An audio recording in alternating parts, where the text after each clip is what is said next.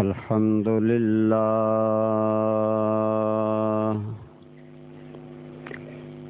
الحمد لله وكفى ذي المجد والعلا فالق الحب والنوى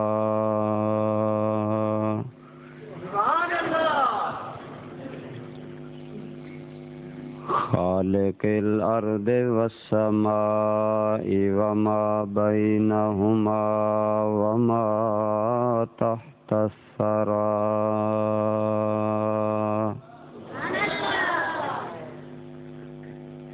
وهو الذي يصوركم في الأرحام كيف يشاء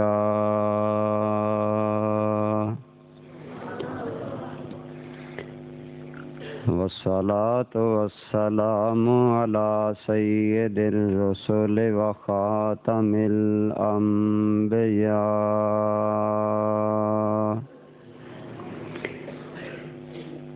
سيدنا ومولانا وملجأنا ومأوانا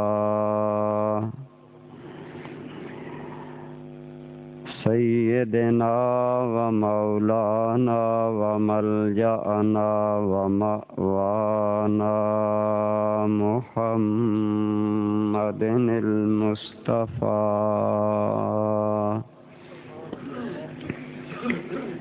وعلى آله وأصحابه نجوم الهدى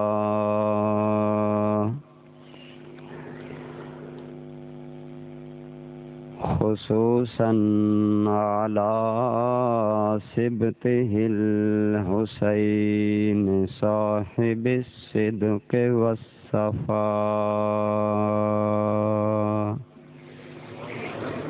وعلى سائر أتباعه إلى يوم الجزاء أما بعد فأعوذ بالله من الشيطان الرجيم بسم الله الرحمن الرحيم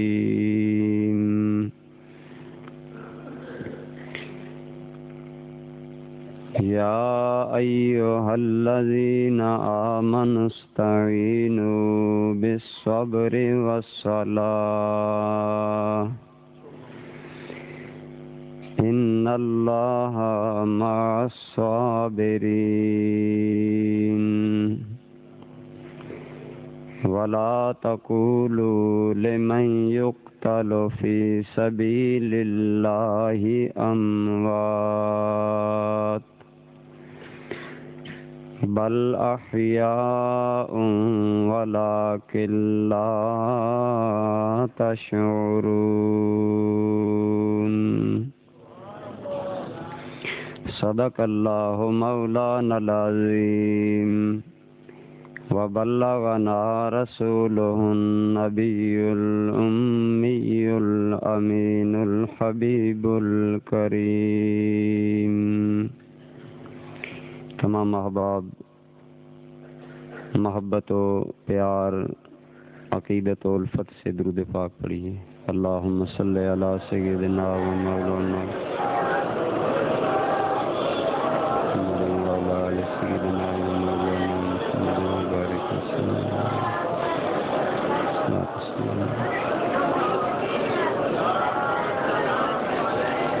وعلى آلك وأصحابك يا سيدي يا نبي الله۔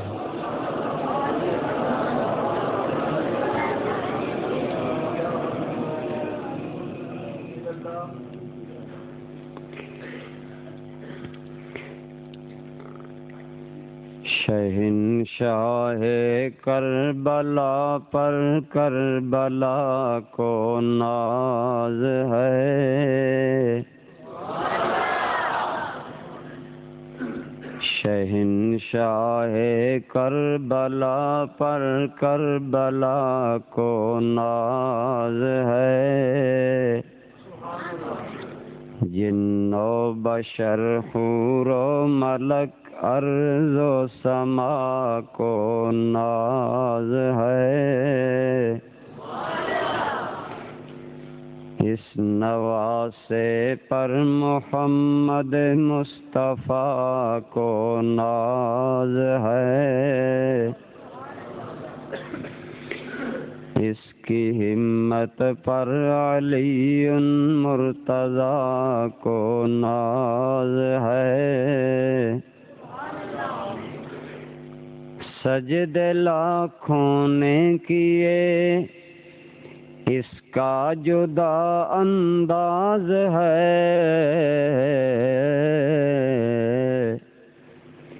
اس نے وہ سجدہ کیا جس پر خدا کو ناز ہے۔ قابل احترام حضرات برادران اسلام، بالخصوص حضرات علماء کرام، دیگر برادران اسلام، بزرگوں، دوستوں، عزیزوں، عصمت مآب خواتین اسلام، مائیوں اور بہنوں،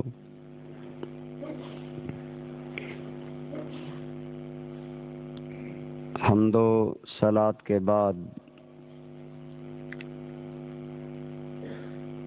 الحمدللہ اللہ کریم نے ہمیں زندگی میں ایک مرتبہ پھر یاد حسین منعقد کرنے کی توفیق عطا فرمائی۔ الحمدللہ، سب کہیں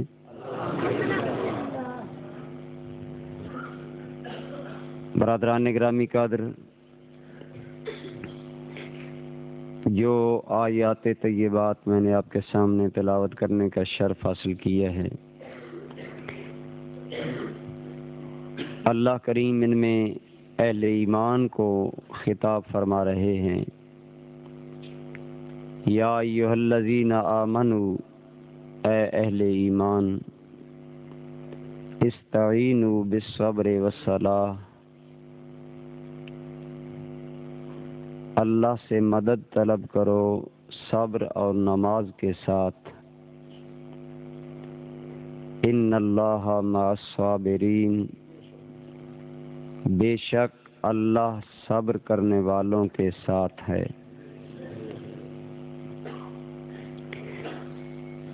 برادران گرامی قدر، بندہ مومن کی زندگی میں نشیب و فراز آتے رہتے ہیں۔ بندہ مومن کی زندگی میں جہاں خوشیاں آتی ہیں، وہاں بعض اوقات انسان کے لیے پریشانیاں بھی آتی ہیں۔ جہاں زندگی میں سکھ نصیب ہوتے ہیں، وہاں گاہے گاہے دکھ بھی دیکھنے پڑتے ہیں۔ جہاں زندگی میں کوئی انسان یا کبھی انسان امیر ہوتا ہے، وہاں کبھی وہ زندگی میں غریب بھی ہوتا ہے۔ یہ زندگی کے نشیب و فراز ایک مسلمہ حقیقت ہے، اور قرآن کریم جو قیامت تک کے لیے انسانیت کے لیے کتاب ہدایت ہے، اس نے اپنے ماننے والوں کی رہنمائی کرتے ہوئے فرمایا کہ جب ایک بندہ مومن کی زندگی میں ایسے لمحات آئیں، ایسے گرداب آئیں کہ جب حوصلہ قائم نہ رہے، جب انسان کی ہمت جواب دے جائے، اور جب انسان اپنے آپ کو کمزور، بے سہارا اور نڈھال تصور کرے، تو اس وقت انسان کو کیا کرنا چاہیے؟ بندہ مومن کا شعار کیا ہونا چاہیے؟ قرآن کریم نے ہمیں رہنمائی دی کہ اس وقت بندہ مومن کا شعار یہ ہونا چاہیے کہ وہ مدد اللہ سے مانگے اور ذریعہ صبر اور نماز کو اختیار کرے۔ برادران ذی قدر، یہ دو وہ چیزیں ہیں جو انسان کو دکھ میں سکھ کی لذت عطا فرماتے ہیں۔ اسی لیے یہ نسخہ کیمیا اہل ایمان کے لیے تجویز کیا گیا، چونکہ امام حسین بھی ایک انسان تھے اور انسانی زندگی میں نشیب و فراز ایک حقیقت ہے، اس لیے امام حسین کو بھی زندگی کے ان نشیب و فراز سے گزرنا پڑا، ان حالات سے گزرنا پڑا، ان کیفیات سے گزرنا پڑا۔ اور دوستان گرامی قدر، جب ہم امام حسین کی حیات طیبہ پر نظر ڈالتے ہیں تو ہمیں نظر آتا ہے کہ اللہ کریم نے امام حسین کو یہ اوصاف درجہ کمال تک عطا فرمائے تھے۔ اور امام حسین علی مقام ہوں یا امام حسن ہوں یا خاندان نبوت ہو، ان کی زندگی میں یہ خصائص، یہ خصائل، یہ فضائل اتم درجہ موجود تھے۔ دوستان گرامی قدر، یہ وہ خاندان ہے جسے جہاں رسول اللہ کی تربیت نصیب تھی، وہاں رسول اللہ کی نسبت بھی نصیب تھی۔ حضور کا خون تھے یہ لوگ، آپ صلی اللہ علیہ وسلم کی اولاد تھے یہ لوگ۔ میرے آقا نے فرمایا ہذان ابنایا، حسن و حسین میرے بیٹے ہیں۔ کیا فرمایا؟ حسن و حسین میرے بیٹے ہیں۔ اور عربی کا مقولہ ہے الولد سر لابی، بیٹا باپ کا راز ہوتا ہے۔ اسی طرح حسنین کریمین رضی اللہ تعالی عنہما بھی اپنے جد اعلیٰ اور نانا کریم کے اوصاف کا پرتو تھے۔ ان کے اندر یہ اوصاف اللہ کریم نے وافر مقدار میں پیدا فرمائے تھے۔ اور ایسے حالات، ایسے زندگی کے موڑ جہاں انسان صبر کا دامن چھوڑ بیٹھتا ہے۔ آج اگر ہم اپنی ذاتی زندگی میں نظر دوڑائیں تو ہمیں بہت سی پریشانیوں سے سامنا ہے۔ آج ہمارے معاشرے میں پائی جانے والی بے چینی، بے قراری اور پریشانیوں کا کافی حد تک سبب یہ ہے کہ ہم لوگ اپنے ذاتی معاملات میں صبر، حلم، برداشت، درگزر اور اللہ کی یاد کو اہمیت نہیں دیتے، اس لیے یہ مسائل ہیں۔ تو برادران ذی قدر، امام علی مقام رضی اللہ تعالی عنہ کی شان، شہادت کے ساتھ ساتھ یہ بات بھی ہمیں مد نظر رکھنی چاہیے کہ امام علی مقام کی زندگی کے ان روشن اوصاف کو ہمیں اپنانا چاہیے۔ ان دونوں کو اللہ کریم نے اعلیٰ اوصاف سے نوازا تھا، اور صبر اور نماز اہل بیت کے گھرانے میں بدرجہ عطام پائی جاتی تھی۔ امام ہمام امام علی مقام رضی اللہ تعالی عنہ کی شہادت اور آپ کی یہ مصیبت صرف آپ کی آزمائش نہیں تھی، بلکہ آپ کے پورے خاندان کے لیے ایک آزمائش تھی۔ ابھی امام ہمام بچپن میں ہیں کہ سرکار کی زبان نبوت سے امام حسین کی شہادت کا اعلان ہو گیا۔ آپ کے اس طرح قتل ہونے کی خبر پھیل گئی۔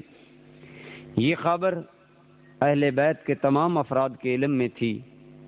صحابہ کرام فرماتے ہیں ہمیں بھی علم تھا کہ امام حسین کے یہ قتل کی خبر عام پھیلی ہے اور رسول اللہ صلی اللہ علیہ وسلم سے پھیلی ہے۔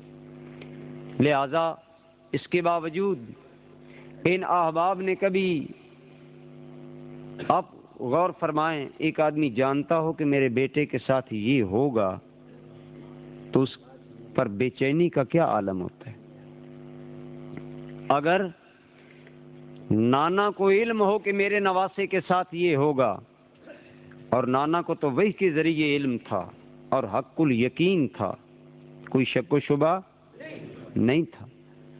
حضرت علی المرتضیٰ شیر خدا کو بھی علم تھا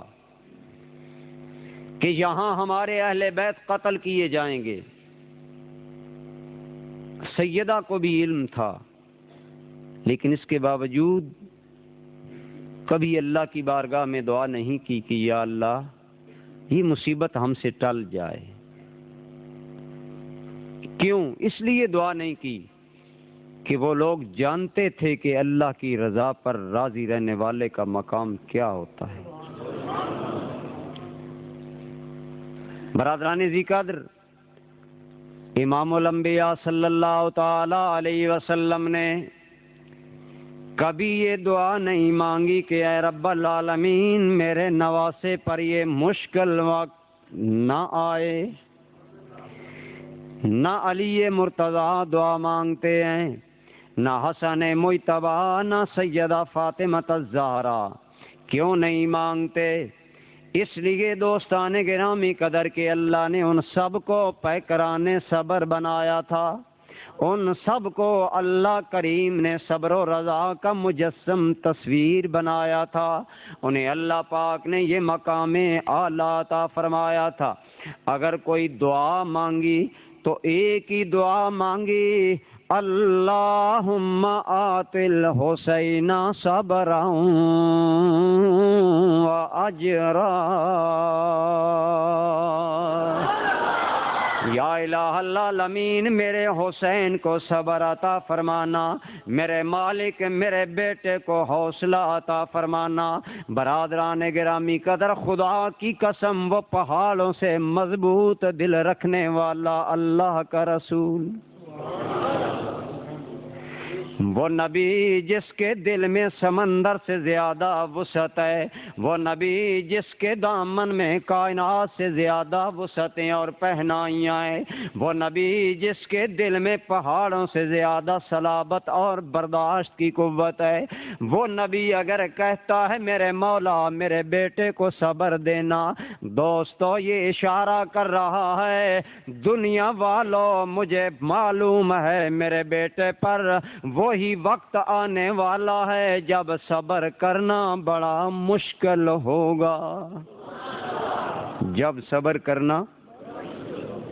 دوستان گرامی قدر، ان میرے آقا کے نواسوں کو اللہ کریم نے وافر مقدار میں یہ وصف عطا فرمایا۔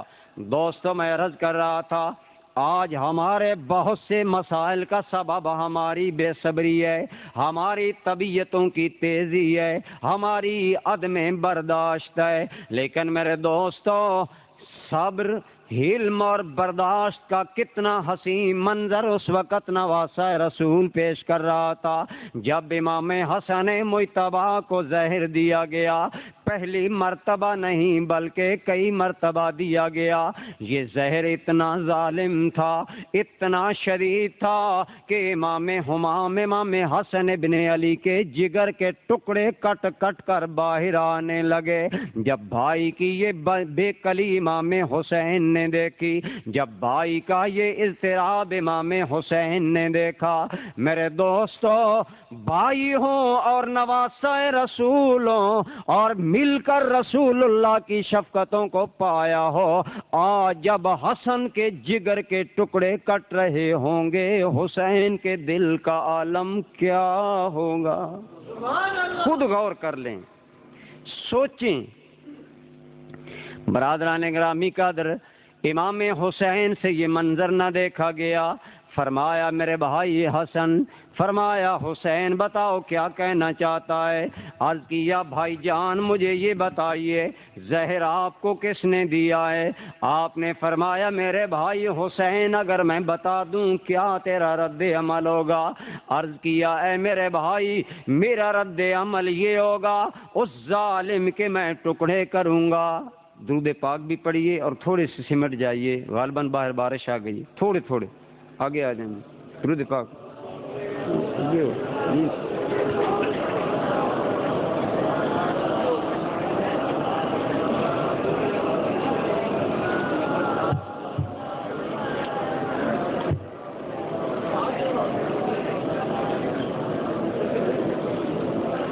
اوپر گیلری کی جگہ صفا وغیرہ اوپر گیلری میں جگہ ہے. جو اب آپ جانا چاہیں ساتھ والے راستے سے اوپر چلے جائیں. اوپر اور کون سے نہیں سامنے والی گیلری کی سامنے. اچھا ادھر جگہ نہیں ہے, ادھر غالباً مستورات ہیں. پچھلی گیلری میں جگہ اگر جو یہاں سما سکتے ہیں وہ تو سما. میرا خیال ہے کوئی دوست مسجد میں چوکڑی مار کر اب نہ بیٹھے. دوستوں کے لیے اذا قیل لکم تفسحوا فی المجالس فافسحوا یفسح اللہ لکم.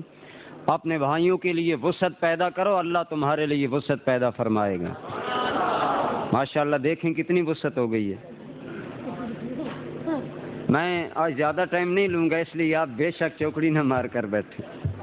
آپ لمبا پروگرام لے کر بیٹھے ہیں. درود پاک پڑھیے سارے حضرات.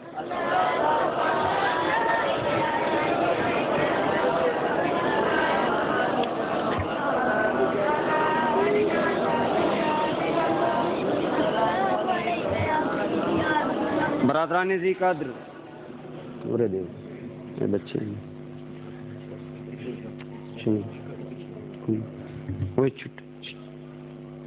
پیچھے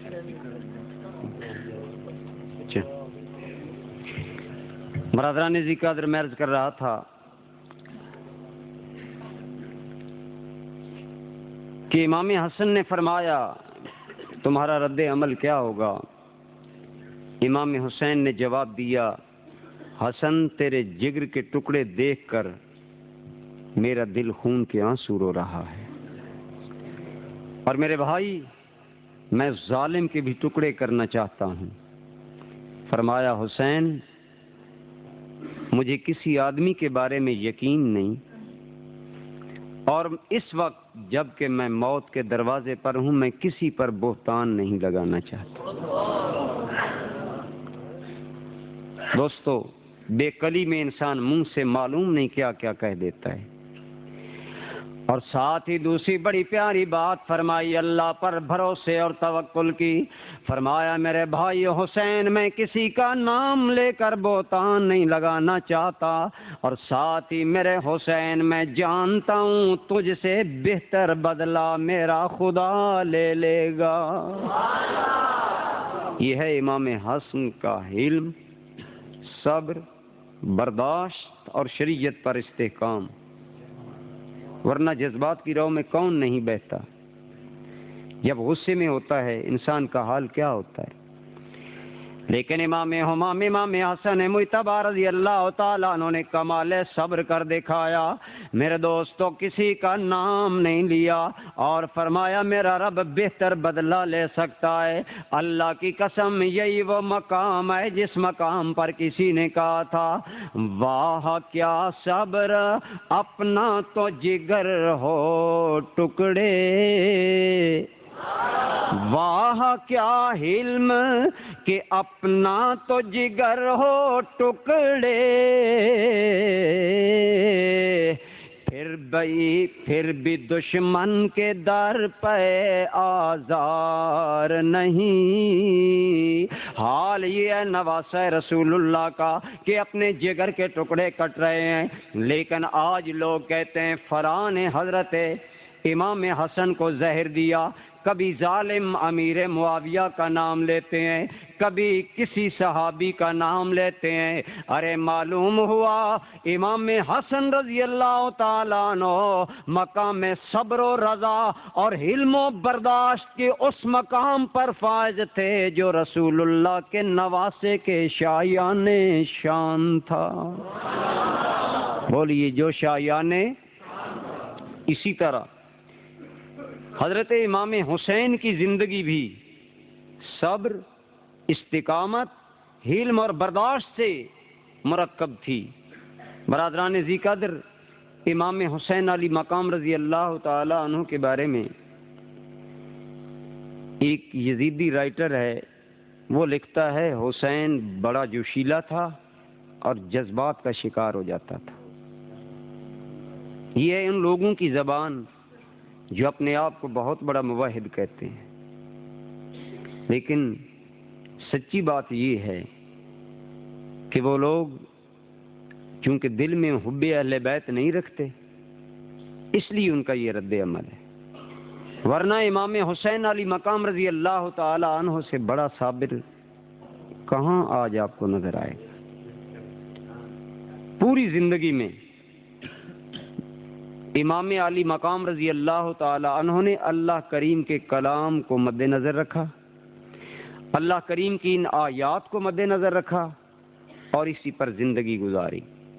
تو بہرحال دوستان گرامی قدر، اللہ کریم کا ارشاد ہے، یا ایھا الذین آمنوا استعینوا بالصبر والصلاۃ، اے ایمان والو جب تم پر کوئی مشکل وقت آ جائے اللہ سے مدد مانگا کرو اور صبر اور نماز سے اللہ سے، بولو صبر اور نماز کے ساتھ اللہ سے مدد مانگا کرو۔ یہی بات اہل بیت کی زندگی میں ہمیں نظر آتی ہے۔ میں عرض کر رہا تھا امام علی مقام کی شہادت کے بارے میں سارے خاندان کے علم میں ہے، لیکن کبھی اللہ کی بارگاہ میں دعا نہ کر کے صبر کی مثال قائم کر دی اور بتا دیا کہ دنیا والوں ہم جاننے کے باوجود صبر بھی کر رہے ہیں، علم بھی کر رہے ہیں اور اللہ کی رضا پر بھی راضی ہیں۔ کیا ہیں؟ اللہ کی رضا پر بھی۔ اسی مقام پر حضرت حسن رضا بریلوی مولانا الشاہ احمد رضا خان کے برادر اصغر بولے، کہتے ہیں گھر لوٹانا جان دینا کوئی تم سے سیکھ لے، جان عالم ہو فدا اے خاندان اہل بیت، اے اہل بیت نبوت ہم تم پر قربان جائیں۔ ارے دوستو آج لوگوں نے اہل بیت کی بے صبری کی مثالیں گھڑ لیں، کبھی کہنے لگے سیدہ فاطمہ مال کے لیے اتنی بے صبر ہو گئیں، اتنی بے صبر ہو گئیں کہ سیدہ ابو بکر کے دربار میں باغ فدق مانگنے کے لیے چلی گئیں۔ حاشا وکلا، یہ کتنا بڑا ظلم ہے، کتنی بڑی حضرت سیدہ فاطمہ الزہرا پر تنقید ہے اور آپ کی شان میں گستاخی ہے۔ ارے ظالمو، اللہ کی قسم ہمیں تو یہ ملا کہ فاطمہ اتنی بڑی حیا کی پیکر ہے کہ اپنے ابا جان کو بھی لوگوں کی موجودگی میں ضرورت نہیں بتا سکتی۔ ایک مرتبہ میرے آقا کی بارگاہ میں ایک جنگ کے نتیجے میں لونڈیاں آئیں، حضرت علی اور حضرت فاطمہ نے مشورہ کیا کہ سیدہ کے ہاتھوں پر چکی پیس پیس کر گانٹھے پڑ چکے تھے اور پانی کی مشکیں اٹھا اٹھا کر کمر پر رسی کے نشان پڑ چکے تھے۔ جناب سیدہ فاطمہ الزہرا رسول اللہ کی بارگاہ میں گئیں، کیا دل میں طلب لے کر گئیں؟ حضور کی بارگاہ میں لونڈیاں آئیں، ابا جان کی بارگاہ میں لونڈیاں آئیں، مجھے ایک لونڈی مل جائے میرے گھر کا کام آسان ہو جائے گا۔ لیکن جب دیکھا مصطفیٰ کریم یہ مہتاب ستاروں میں گھرا بیٹھا ہے، صحابہ کرام محفل میں موجود ہیں، میرے آقا و مولا صلی اللہ علیہ وسلم کی صاحبزادی واپس آ گئیں، کوئی بات نہ کی۔ حضور بھانپ گئے، فاطمہ کسی حاجت و ضرورت کے لیے آئیں لیکن واپس چلی گئیں۔ خود رسول اللہ گئے، فرمایا بیٹی کیوں گئی تھیں؟ لیکن پھر بھی ابا جان کی خدمت میں نارض کر سکیں۔ حضرت علی نے مدعا پیش کیا، فرمایا میری بیٹی فاطمہ جب تک میں اصحاب صفہ کے گھر آباد نہیں کر لیتا، میں فاطمہ کو کوئی لونڈی دینے کے لیے تیار۔ یہ عدل ہے، رسول اللہ کا انصاف ہے۔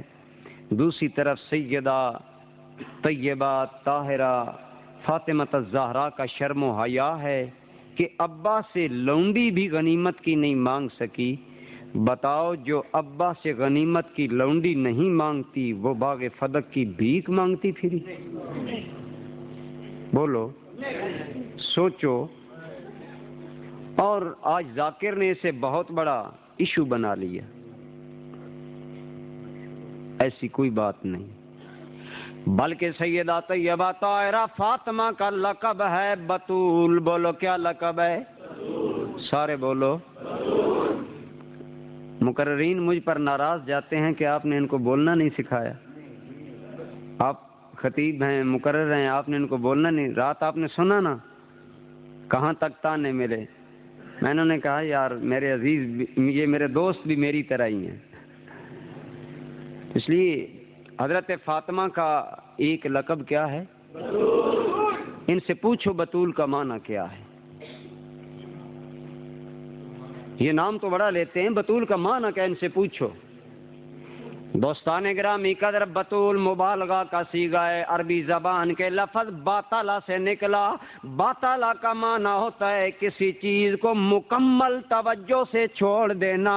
ارے اللہ کی قسم فاطمہ کو بطول کا لقب اسی لیے ملا کہ سیدہ نے دنیا سے دامن اٹھا لیا.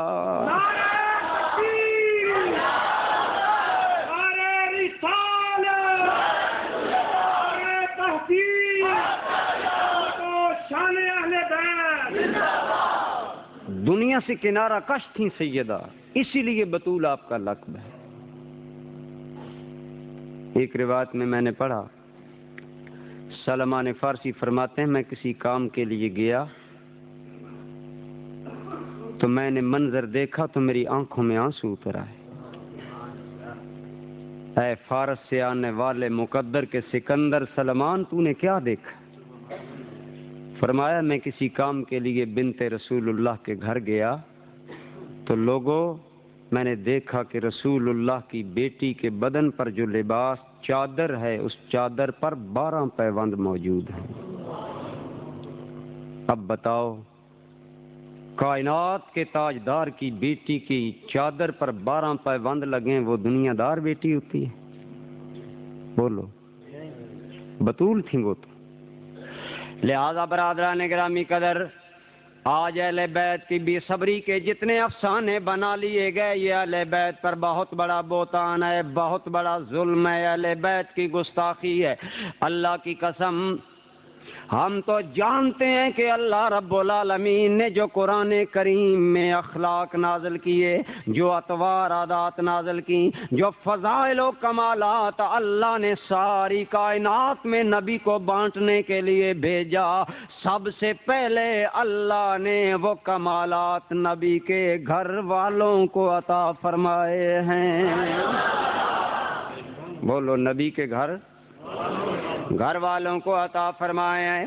برادران گرامی قدر، یہی وجہ ہے کہ اللہ کی قسم مشکل سے مشکل وقت آ گیا، بھاری سے بھاری وقت آ گیا، لیکن میرے امام کی زبان پر نہ شکوہ ہے، نہ شکایت ہے، نہ رنج و علم ہے، نہ کوئی اظہار شکایت ہے، بلکہ جتنا مشکل وقت آیا حسین ہر حال میں صابر رہا. امام ہمام امام علی مقام رضی اللہ تعالی عنہ پر کتنا مشکل وقت ہوگا برادران گرامی قدر، وہ وقت جب امام علی مقام کو نانا جان کا شہر چھوڑنا پڑا.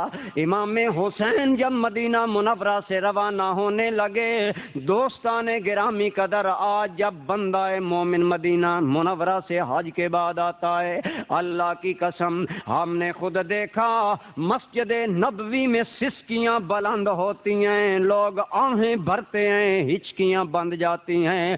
ارے عشاق کیوں روتے ہیں؟ ہائے خدایا، میری زندگی میں یہ لمحہ آیا کہ تیرے رسول اللہ کی نگری کو چھوڑ رہا ہوں. اگر آج 1400 سال بعد ایک بندہ مومن کے دل میں مدینہ کی جدائی پر یہ غم ہوتا ہے، یہ رنج و علم ہوتا ہے، اس کے دل پر جدائی کے یہ بادل چھائے ہوتے ہیں، ارے ذرا بتاؤ حسین نے جب مدینہ چھوڑا ہوگا، حسین کے دل کا عالم کیا ہوگا؟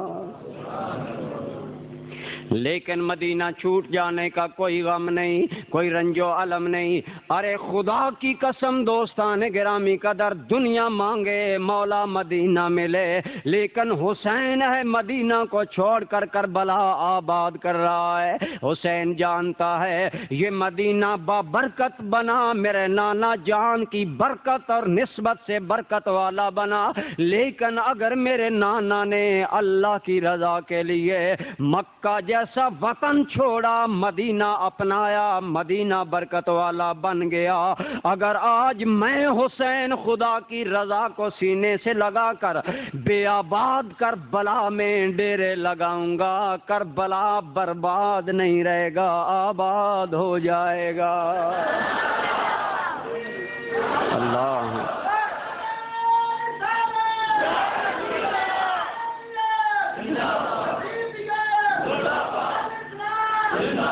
ارے دوستو، ان کے عشق، ان کے صبر و رضا، ان کے رضا الہی کی تاریخ بڑی عجیب ہے۔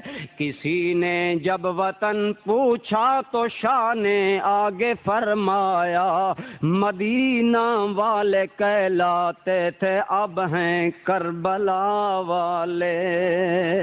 گویا بتایا دنیا والوں، ہماری نظر میں مقام کا کوئی مکان کا کوئی مقام نہیں ہے، ہماری نظر میں دنیا کی کوئی حیثیت نہیں ہے، ہم تو ہر حال میں اللہ کی رضا پر، بولو اللہ کی رضا پر۔ امام ہمام پر مدینہ کی جدائی کا مشکل وقت بھی آیا، اللہ نے فرمایا مشکل وقت آئے صبر کا دامن تھامنا۔ حسین پر مدینہ کی جدائی کا مشکل وقت بھی آیا، مکہ مکرمہ کی جدائی کا مشکل وقت بھی آیا، اور لمبی مسافت کا مشکل وقت آیا، لیکن دوستان گرامی قدر حسین کریم منزل بمنزل جا رہے ہیں، ہر قدم پر خدشات، ہر قدم پر خطرات، ہر قدم پر عجیب اچنبے کی زندگی، ہر آنے والا لمحہ عجیب حیرت میں اضافہ کر رہا ہے۔ جب ایک مقام پر امام ہمام جاتے ہیں، آنے والا خبر لایا، حسین ابن علی سنبھل کے چلنا، تیرا مسلم ابن عقیل کوفہ کے بازاروں میں ظلمن قتل کر دیا گیا ہے۔ اے حسین، کوفہ کا نقشہ بدل چکا ہے، اب تیرے ابا کے مریدوں کا شہر نہیں رہا، اب تیرے دشمنوں کے شہر میں بدل گیا۔ اے حسین ابن علی، امام مسلم کو قتل کر دیا گیا ہے۔ دوستان گرامی قدر عام انسان ہوتا گھبرا جاتا، تھرا جاتا، اس کے عزم و استقلال میں فرق آ جاتا، لیکن میرے امام ہمام نے دوستوں سے سوال کیا، اے دوستو بتاؤ اب تمہارا رد عمل کیا ہے؟ سب نے بیک زبان جواب دیا، اگر مسلم اللہ کو راضی کر گئے ہم جانیں بچا کر واپس۔ ایک حسین نہیں، سارا قافلہ صبر کا پیکر، استقلال کا پیکر۔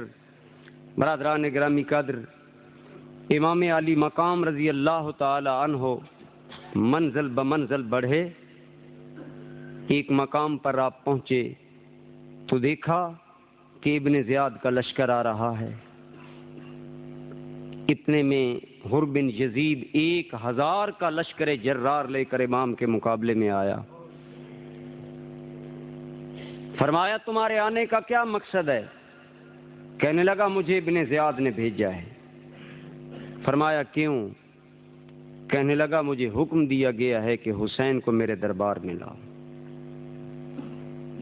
امام ہمام امام علی مقام رضی اللہ تعالی عنہ نے فرمایا کہ ابن زیاد کے پاس ذلت کے ساتھ جانا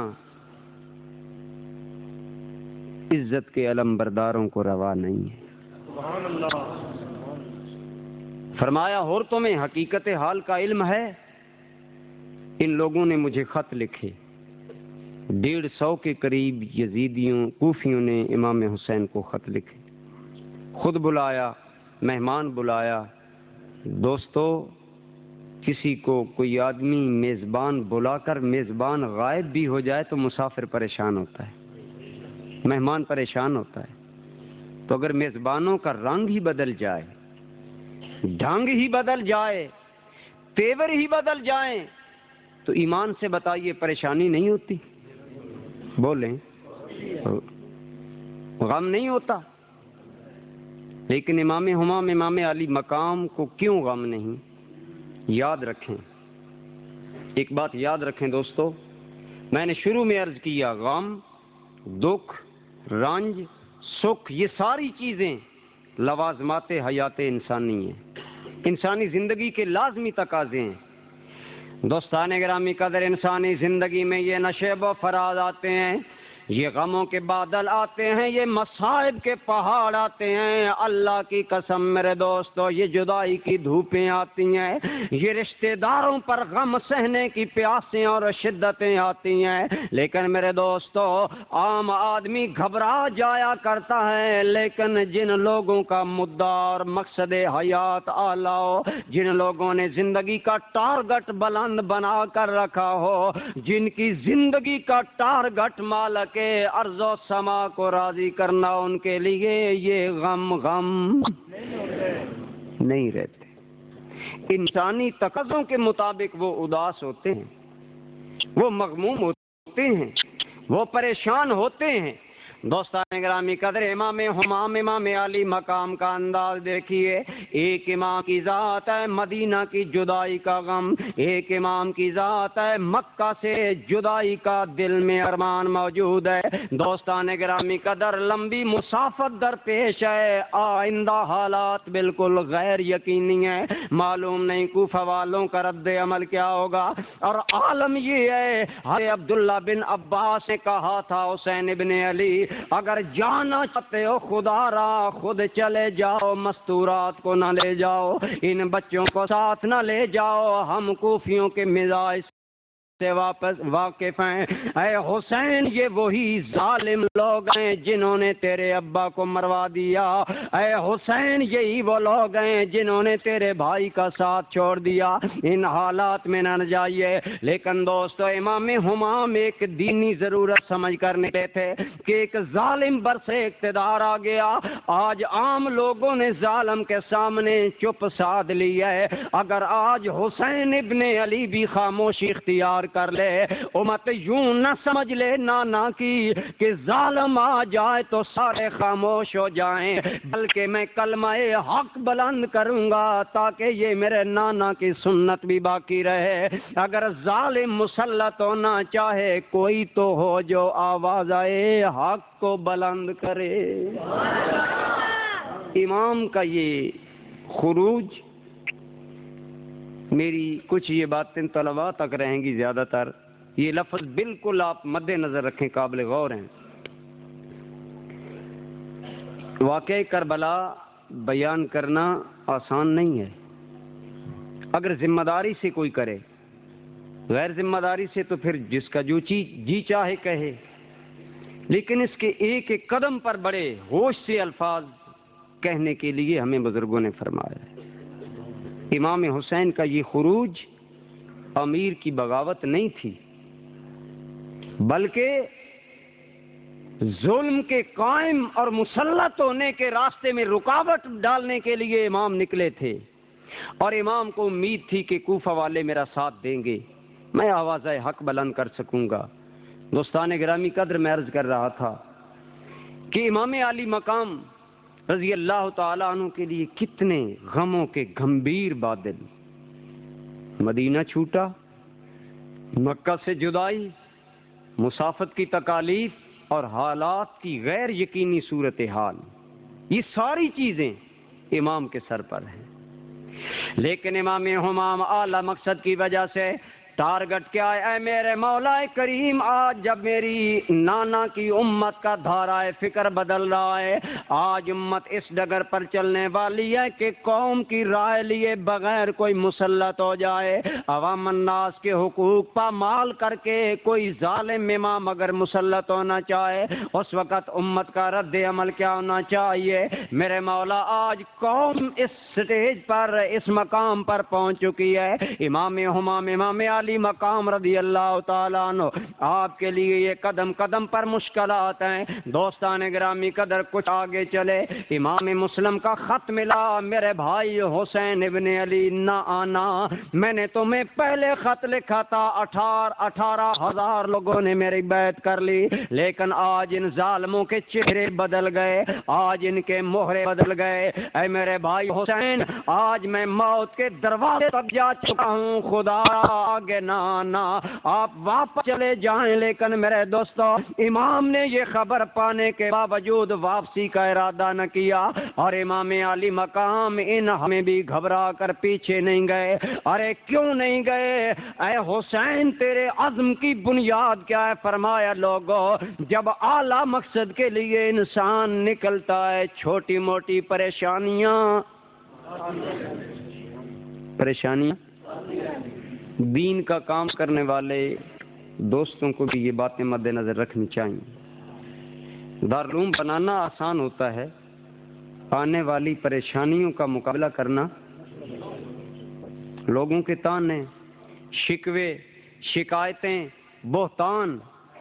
لیکن میرے دوستو ہمیں امام حسین نے بتایا میرے ماننے والوں اگر اللہ کے راستے میں نکلو گے قدم قدم پر رکاوٹیں آئیں گی، قدم قدم پر تمہارے لیے پریشانیاں آئیں گی. لیکن سن لو ہمارا موقف کیا ہے، حسین بن علی کا کردار کیا ہے.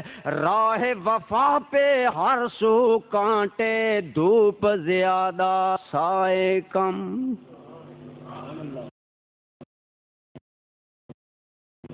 غور سے سنو، بندہ مومن بننا اتنا آسان نہیں ہے. راہ وفا میں ہر سو کانٹے، دھوپ زیادہ سائے کم، لیکن اس پر چلنے والے خوش ہی رہے پچھتائے کم. یہ حال ہے میرے امام ہمام امام علی مقام رضی اللہ تعالیٰ عنہ کا. ہر مشکل نے نیا حوصلہ دیا، میرے امام کو نیا عزم دیا، نیا آپ کو ارادہ دیا. امام ہمام امام علی مقام رضی اللہ تعالیٰ عنہ کے سامنے 1000 کا لشکر لے کر حر بن یزید آیا. امام ہمام گھبرائے نہیں، فرمایا میں ابن زیاد کے پاس نہیں جاؤں گا، اگر مجھے جاننا ہی چاہیے 3 شرائط میں سے کوئی ایک مان لو. پہلی شرط یہ ہے تم لوگوں نے مجھے دعوت دے کر بلایا، مہمان بنایا، اگر تم مجھے مہمان بنانے کے لیے تیار نہیں ہو میں زبردستی مہمان نہیں بنتا، میں واپس چلا جاتا ہوں. ایک بات. دوسری بات فرمائی اے لوگو اگر یہ بھی تمہیں منظور نہ ہو تو پھر مجھے جانے دو، میں خود یزید سے بات چیت کر لوں گا، اس سے معاملات پر ڈسکس کر لوں گا، یزید جانے میں جانوں. وہ کہنے لگے ابن زیاد کا حکم ہے کوفہ میں لایا جائے. امام نے فرمایا پھر تیسری رائے یہ ہے اگر امت کو فساد سے بچانا چاہتے ہو پھر رائے یہ ہے کہ میں کسی غیر معروف سائڈ پر نکل جاتا ہوں، تم اپنا کام اپنے ارادے فی الحال بات کو پورا کر لو لیکن مجھے غیر معروف علاقے میں جانے دو. انہوں نے سمجھا آج اگر حسین کسی جانب چلے گئے پھر 7 لوگوں کے لے کر آواز حق بلند کریں گے. کہنے لگے ہمیں کوئی شرط منظور نہیں. بعض ظالم یہاں پر کہتے ہیں جو درمیان والی شرط ہے کہ حسین ابن علی نے کہا تھا کہ مجھے یزید کے پاس جانے دو، میں اس کی خود بیعت کر لوں گا. ظالمو ذرا عقل کے ناخن لو، اگر حسین یزید کی بیعت کا ارادہ کر لیتے تو پھر درمیان میں ابن زیاد آڑ کیسی رہ جاتا. آپ کو کوئی بات سمجھ آ رہی کہ کوئی نہیں آ رہی؟ آ رہی ہے سمجھ؟ ٹھیک ہے، غور سے میری باتوں کو سنیں. میں نہیں چاہتا کہ آپ ضروری مجھے داد دیں لیکن بات غور سے سنیں، باتوں کو ذہن میں بٹھائیں. آج بدعقیدگی کی لگا رہے ہر سمت سے، اس لیے یہ باتیں آپ کو معلوم ہونی چاہیے. برادران گرامی قدر امام ہمام امام علی مقام رضی اللہ تعالیٰ عنہ جوں کربلا کی جانب بڑھ رہے ہیں، مصائب میں، پریشانیوں میں، خدشات میں اضافہ ہوتا جا رہا. لیکن امام ہمام امام علی مقام رضی اللہ تعالیٰ عنہ چونکہ ایک مشن کے لیے نکلے تھے اور وہ مشن یہ تھا کہ لوگوں جب خلافت کا ضابطہ قرآن سے بدل گیا، قرآن سے اس وقت حسین کو میدان میں آنا پڑا. اس وقت امام علی مقام نے یہ اقدام کیا. اقبال بولا کہتے ہیں چون خلافت رشتہ القرآن گسیخت،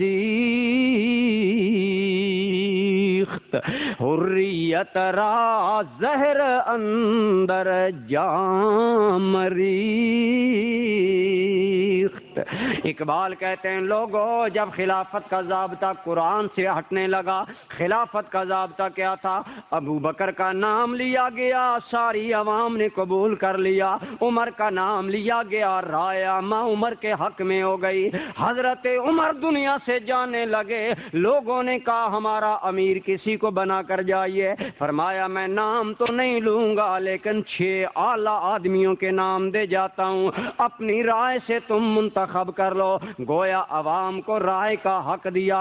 حضرت علی جب برسر اقتدار آئے، مہاجرین و انصار نے بالاتفاق عرض کیا امیر المومنین، اے علی آپ امیر المومنین بن جائیے. آپ نے فرمایا میرے دوستو آج تو معاملہ یہ ہے کہ جنرل صاحب ڈنڈا لے کر مسلط ہیں، ہٹانے سے بھی نہیں ہٹتے. لیکن وہ کتنا حسین ماحول تھا جب مہاجرین و انصار نے مل کر کہا تھا علی امیر المومنین بن جاؤ. فرمایا وابتغوا غی خیرا منی، لوگوں تلاش کر لو اگر علی سے کوئی بہتر ملتا ہے تو بنا لو، ہمیں کوئی خواہش نہیں ہے.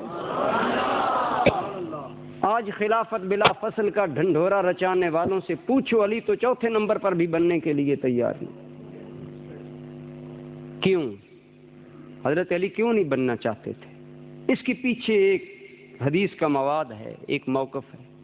وہ کیا؟ امام الانبیاء صلی اللہ علیہ وسلم نے فرمایا جس نے خود عہدہ طلب کیا اسے عہدہ اسے نہ دیا جائے، کیونکہ وہ عہدے کے لیے حریص اور لالچی نظر آ رہا ہے، اور جو عہدوں سے بیگانہ و بے نیاز ہو جائے اسے عہدہ دے دیا جائے.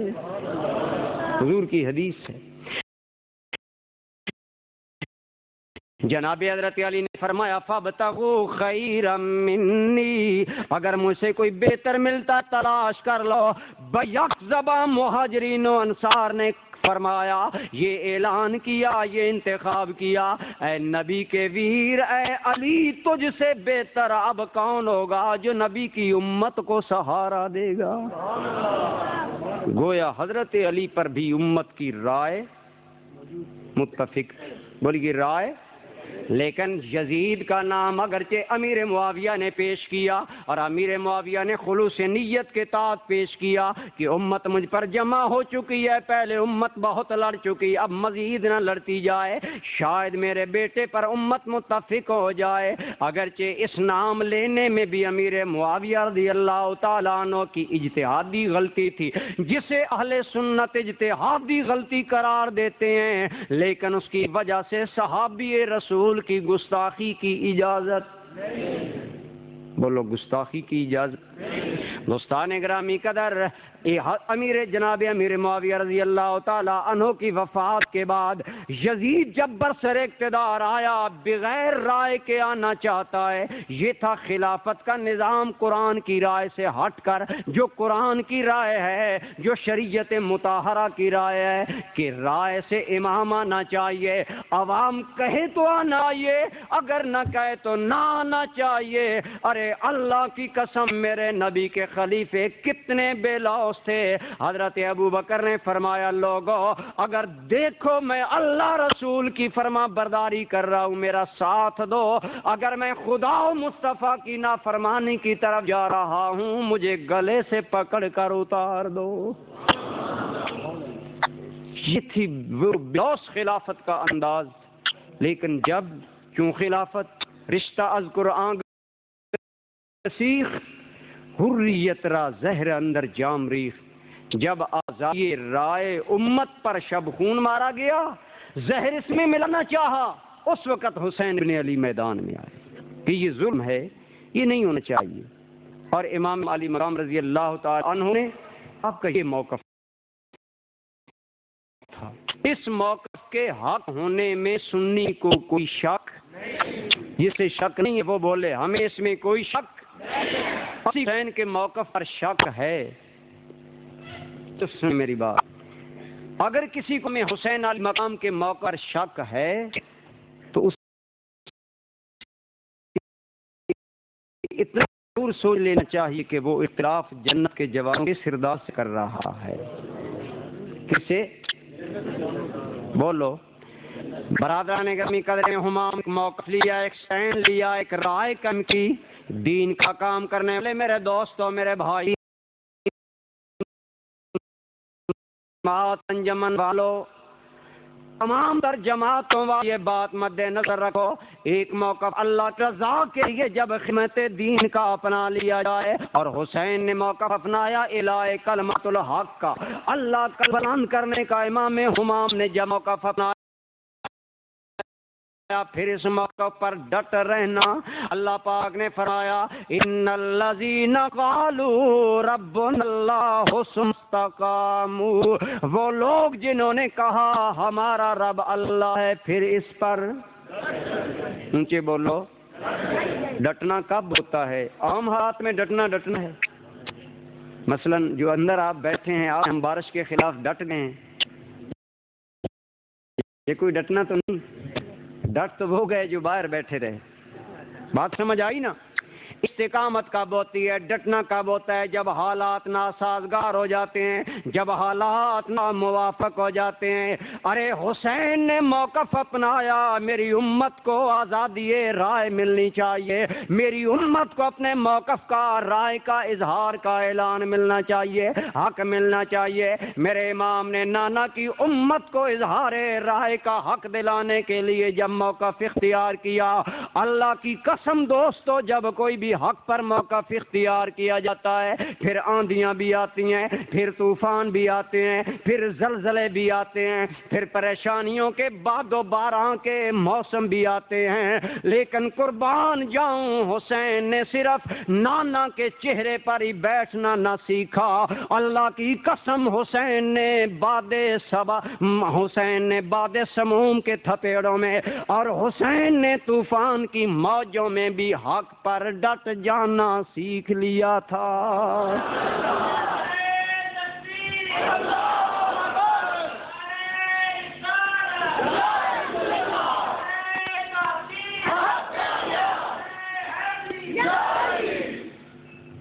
برادران گرامی قدر، امام ہمام امام علی مقام نینوا تک جب جاتے ہیں، وہی لشکر جب پہلے 1000 تھا بڑھا کر 4-5 کر دیا گیا۔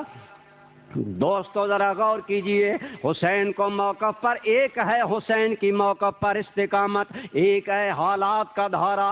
ارے حالات کا دھارا کہاں لے جا رہا ہے؟ امام علی مقام پر حالات دگرگوں ہو رہے ہیں، پریشان کن ہو رہے ہیں۔